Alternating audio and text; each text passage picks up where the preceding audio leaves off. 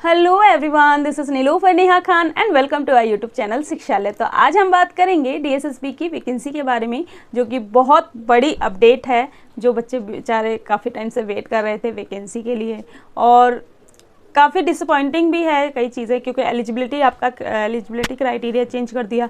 और मेन जो कंसर्न है बच्चों का वो एज को लेकर है, उसके बारे में भी बात करेंगे। लेकिन दो तीन चीज़ें ऐसी हैं जिन पे किसी का ध्यान ही नहीं गया, उनके बारे में भी आज की वीडियो में हम बात करेंगे और कोशिश करेंगे थोड़ा सा शॉर्ट में आपको समराइज करके चीज़ें बता दी जाए। ठीक है, तो यहाँ सबसे पहले बात बताऊं तो जैसे ही कल नोटिफिकेशन आपका आया था, नोटिफिकेशन आने के बाद कई बच्चे कंफ्यूज हो गए कई चीज़ों को लेकर। तो वो जो चेंजेस जो हुए हैं, मैं अभी नोटिफिकेशन पूरा पढ़ के बैठी हूँ, और मतलब अपने आप में बहुत डिसअपॉइंटिंग है हर स्टूडेंट के लिए, इवन टीचर्स के लिए भी, क्योंकि कई टीचर्स काफ़ी टाइम से मेहनत कर रहे हैं कि बच्चों का सिलेक्शन हो जाए। कई बहुत मतलब कि ये चीज़ें तो गवर्नमेंट को नहीं करनी चाहिए, एटलीस्ट इस टाइम पे तो नहीं, जब आप इतने लंबे टाइम बाद वैकेंसी लाओगे और उसके बाद आप ऐसे बच्चों के साथ करोगे। ठीक है, तो नंबर ऑफ़ वैकेंसी जो आपको पता ही चल गई होंगी वो है 13,967 वैकेंसीज़ हैं। तो इनमें एक चीज़ मैं आपको क्लियर करना चाहूँगी कि देखिए, वैकेंसी तो इतनी है, लेकिन इनमें से 50% जो वैकेंसी होंगी वो फिल की जाएंगी प्रमोशन के थ्रू, यानी कि जो टीजीटी टीचर्स होंगी जो कि एलिजिबल हो चुकी होंगी प्रमोशन के लिए, उन्हें उनका प्रमोशन किया जाएगा पीजीटी टीचर्स में।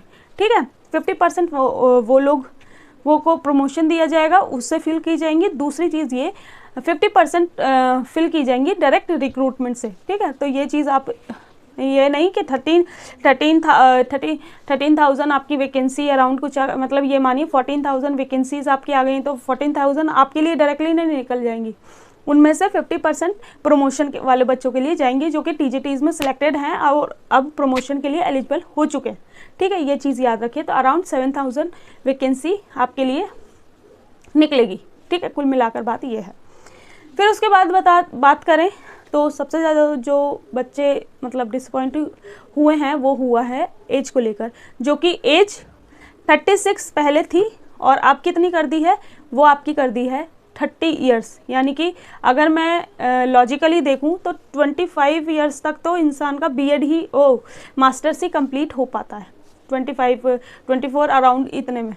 और कई बार कई सर्कमस्टेंसेस ऐसे हो जाते हैं कि बच्चे कुछ नई नई चीज़ों में ट्राई कर रहे होते हैं। तो मतलब मुझे तो वर्थ इट नहीं लगा कि इतना मतलब इतने लंबे टाइम के बाद बच्चा कई हाउसवाइफ हैं उनके लिए बहुत डिफ़िकल्टी हो जाएगी इस टाइम पे, जबकि केवीएस हो गया और बाकी इंस्टीट्यूशन हो गए वो अपने वुमेंस को 10 ईयर्स का रिलैक्सेशन देते हैं। कई चीज़ें हैं, है ना। कई जगह स्टेट कैंडिडेट्स को रिलैक्सेशन दिया जाता है एज में। यहाँ तो मतलब 36 से डायरेक्टली 30 पे कर दिया। ठीक है, 36 से आपका 6 सालों का गैप। मतलब एक तो इस कोरोना काल में इन 4-5 सालों में ढंग से कोई वैकेंसी नहीं आई, और जो आई उनमें कंपटीशन इतना था कि बस पूछो मत। अब जो बेचारे एलिजिबल हो चुके थे या फिर जो इसका वेट कर रहे थे, उनके लिए एक शॉकिंग न्यूज़ ये आ गई कि उनका कई तो एलिजिबल ही नहीं हो पाएंगे आप तो।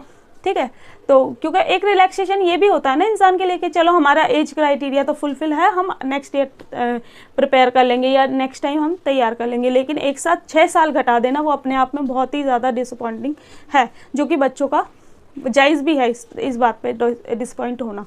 दूसरी जो मेन चीज़ मैं आपसे ये कहना चाहूँगी, किसी ने शायद इस चीज़ पर ध्यान ही नहीं दिया।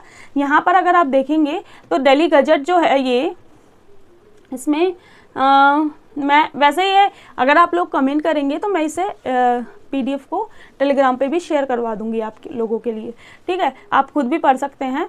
आयु सीमा तो चेंज की ही की है, लेकिन यहाँ पर एक चीज़ और जो चेंज हुई है वो ये है कि पहले दिल्ली में पीजीटी टीचर्स के लिए बीएड वाले विदाउट बीएड वाले भी एलिजिबल हो जाते थे। ठीक है, लेकिन अब क्या हुआ है कि विदाउट बीएड आप एलिजिबल ही नहीं है।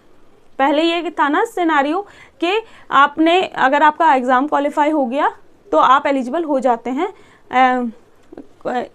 एग्ज़ाम मतलब जॉब के लिए, 3 साल का टाइम मिलता है आपको। लेकिन अब इन्होंने ये मतलब किया है कि अब विदाउट बीएड एलिजिबल ही नहीं होंगे।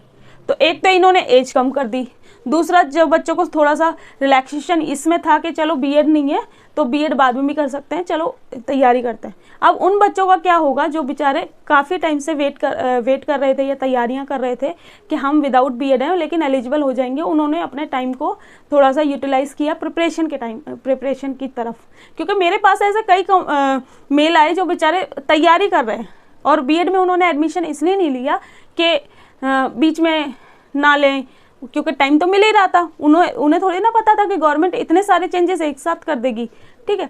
तो ये अपने आप में काफ़ी चीज़ें हैं।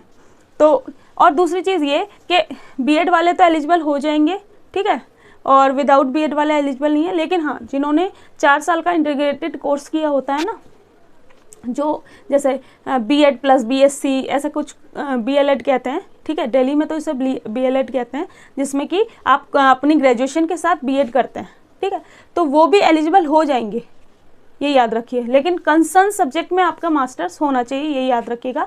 यहाँ पर 19 सब्जेक्ट्स के लिए वैकेंसी आई है, वो वैकेंसी की नोटिफिकेशन है, ठीक है। तो ऑलमोस्ट सारे सब्जेक्ट इसमें कवर कर रखे हैं। लेकिन अगर आप में से किसी का ऐसा हो कि किसी का सब्जेक्ट नहीं है इसमें, तो प्लीज़ मुझे बताइएगा ज़रूर, क्योंकि मैं थोड़ा सा, क्योंकि मुझे तो ऑलमोस्ट सब्जेक्ट इसमें दिखे, ठीक है। और दूसरी चीज़ ये कि देखिए चेंज तो हो ही चुका है ना, इस पर लीगली कोई चीज़ हो सके तो करिएगा, ठीक। नोटिफिकेशन को या कह लीजिए पीडीएफ को आप लोग अगर कमेंट करेंगे तो मैं टेलीग्राम पे भी शेयर कर दूंगी। टेलीग्राम का लिंक आपको डिस्क्रिप्शन बॉक्स में मिल जाएगा। और बाकी ऐसी ही यूज़फुल इन्फॉर्मेशन मैं आपके लिए लाती रहती हूँ। वीडियो अच्छी लगी हो, इन्फॉर्मेटिव लगी हो तो प्लीज़ लाइक एंड शेयर कीजिएगा और ज़्यादा से ज़्यादा मतलब शेयर कीजिए इस वीडियो को। क्यों? क्योंकि इसमें कई चीज़ें लोगों को पता ही नहीं है। जैसे बीएड वाले सबने एज के बारे में तो बात कर ली, लेकिन बीएड के बारे में तो किसी ने बात की ही नहीं है, ठीक है। तो ये ज़रूर याद रखिए कि पूरा एलिजिबिलिटी क्राइटेरिया में काफ़ी चीज़ें चेंज हुई हैं शॉर्ट में, और बाकी चीज़ें मैं आपको अपडेट करती रहूँगी जैसे ही वैकेंसी आपको देखने को मिलेंगी। ये कहा जा रहा है कि दिसंबर में वैकेंसी आएगी या जनवरी में आएगी, तो इसमें मैं बिलीव नहीं करती, ठीक है। जब वैकेंसी आएंगी बस मुझे इतना पता है कि आपको रेडी रहना है, ठीक है। तो क्योंकि डीएसएसबी अपना एग्ज़ाम 3-4 महीनों में ले लेती है, तो इसलिए ज़रूरी है अगर आप एलिजिबल होगे और तैयारी होगी तभी आप कंपटीशन में बैठ पाएंगे। तो यहाँ ये वीडियो हमारी ख़त्म होती है। वैकेंसी कभी भी आए आपको रेडी रहना है, ये याद रखिएगा। और वीडियो अच्छी लगी हो तो प्लीज़ लाइक एंड शेयर कीजिएगा। And thank you for watching. और प्लीज़ आप लोगों से रिक्वेस्ट है चैनल को सब्सक्राइब ज़रूर करें, क्योंकि मैं आपके लिए काफ़ी यूज़फुल इन्फॉर्मेशन प्रोवाइड करती रहती हूँ। Thank you for watching.